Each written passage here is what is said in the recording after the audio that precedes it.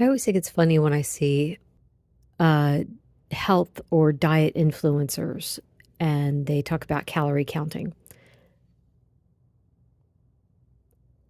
I was one of the firm believers in calorie counting as well because it did work for me to lose weight.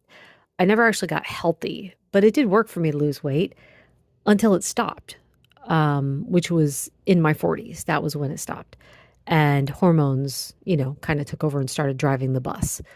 So, usually what I see is people under the age of, let's say, 45. In general, these influencers are under the age of 40, and they'll be saying, it's not magic, it's just math. All you have to do is count the calories. And I just, I kind of, look at my watch and say, let's wait 10 years down the road and see if you're in the same place. And granted, they might be. It might be still fine for them, might still work fine for them. But I think about how, as you get older, especially us women, the hormones start to play an even bigger role in how our body responds to food. Um, you've got the cortisol hormones coming in, you've got insulin coming in, you've got the hormonal changes that we start to go through as we approach or begin menopause. All of these factors start to play a role so that it's not calorie in, calorie out. You don't just burn the calories. Your hormones begin to treat the food slightly different. And just doing calorie counting alone doesn't work anymore. And I mean, I saw this for myself when I lost 50 pounds doing Weight Watchers.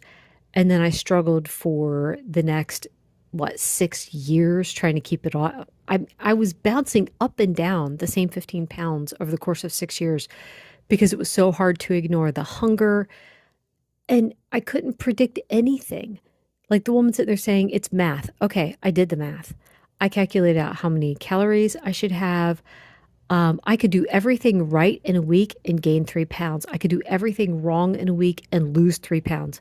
And then vice versa. I could do everything right and lose 3 pounds, do everything wrong and gain 3 pounds. So it wasn't math. There were other things at play as I got older. And what finally made sense to me was understanding what a massively powerful hormone insulin is, and then learning that I was eating foods that was constantly triggering the release of high levels of insulin.